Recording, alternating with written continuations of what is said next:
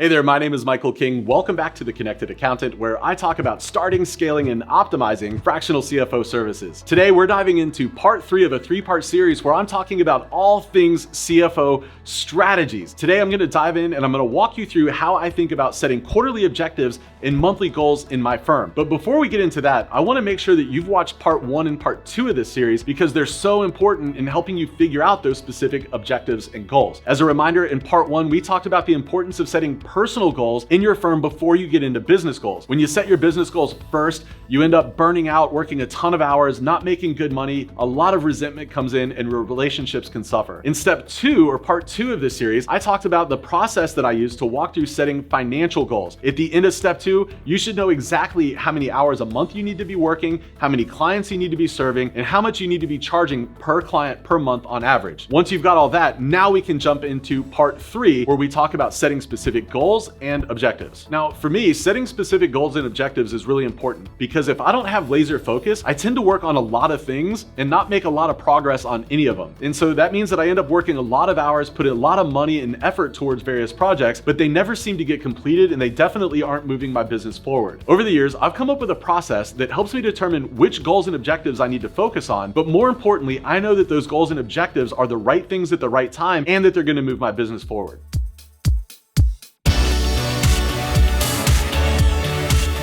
So how do I set those goals and objectives? Well, at a high level, I first consider the 3 buckets of my business. I'm going to get into those in just a minute. Then I use those to set quarterly objectives and I use those to set monthly goals. Let's go into just a little bit more detail. What are those 3 buckets that I'm referring to? Well, the first bucket is what I call SMS. SMS stands for sales, marketing, and services. Under the SMS buckets are things like sales or my sales process. How exactly is it that I'm selling my services? Am I converting enough leads into closed business? I'm thinking about business development and marketing. I'm thinking about how do I get the word out into the market about my firm and all the amazing things that we can do. I'm also thinking about pricing. Am I priced right for the ICA that I'm going after? And I'm also considering scope of work. Over time, as your business grows, as your ICA changes, your scope of work will likely change. So in that first bucket, SMS, I'm thinking about pricing, scope of work, sales process, and business development. Now, I have a ton of resources that can help you in these areas. I'm going to include links to those below, but the one I want to make sure that you're aware of is my free sales training, where I walk through the 8-step CFO sales process that I use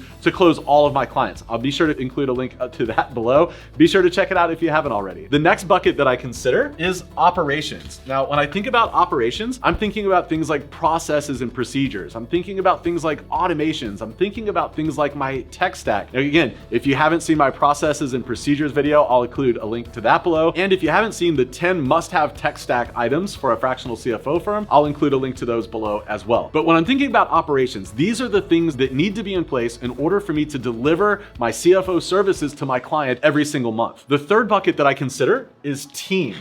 Under team, I'm thinking about things like hiring. I'm thinking about things like maybe firing. I'm thinking about things like managing, and I'm thinking about things like leading. So with these 3 buckets in mind, the next step in the process for me is I think back to those goals that I had set previously, those financial goals, and I think, what is the biggest gap? When I think of these 3 buckets, which of these 3 buckets is the biggest gap or hurdle that's keeping me from achieving those goals? Here's an example. Maybe you have your price super dialed in for your ICA. When you get people on the phone, you're able to close them down, and you've got honestly more leads than you could ever hope to handle. In that case, SMS isn't your problem. Let's also assume that once you get clients in the door, you're able to deliver service to them at a high level every single month. They are absolutely loving what you do. You likely don't have a problem with processes, procedures, automations, and tech stack, so ops isn't the bucket you should be focused on. Maybe in this example, you realize you're just at a point where you need to have more available working hours every month, but you can't work more hours and you've already dialed in all of your automations and tech stack. So maybe the thing for you, it's time to hire additional help in your firm. So for the next quarter, your bucket that you would focus on is your team. So the first thing I do is I think about where is that gap that I need to focus on over the next 3 months, and I set that as a quarterly objective. So in this case, we're gonna focus on team. The next thing I do is every single month in that quarter, I think of 1 or 2 very specific goals that I can focus on for that month that is going to help me remove that overall bucket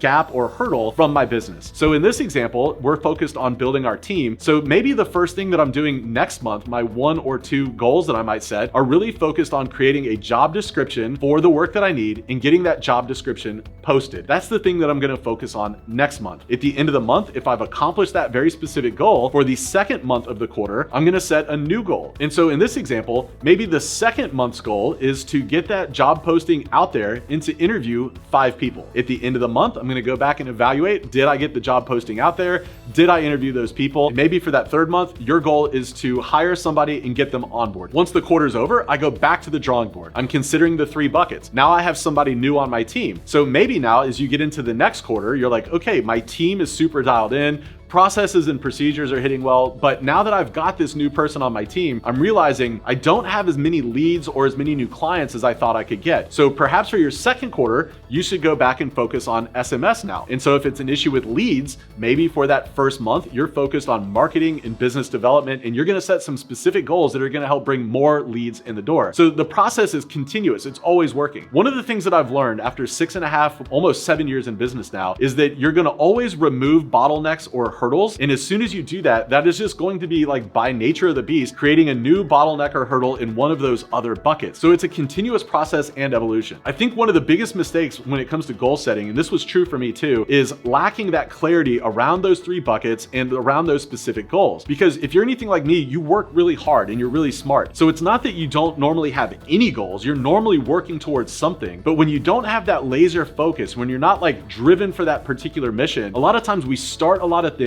we don't finish all of those things, and the ones that we do finish, they're not really tied towards something that's going to deliberately move the business forward. And so again, we end up wasting a lot of time, we waste a lot of money, and we end up burning out. Today, I want to really celebrate you and cheerlead you for taking the time to go through and put a deliberate strategy in place for your firm. Like I've said before, I think this is the best time ever to be in the fractional CFO space. I think it's going to absolutely explode. And because of the fact you're going through this work right now to put the right building blocks in place, I know that you're going to be a thought leader in the industry and you're going to be here for the long haul. All right, that's it for the 3-part series on CFO strategies. I can't wait to see you right back here next week. I'll see you then, my friends.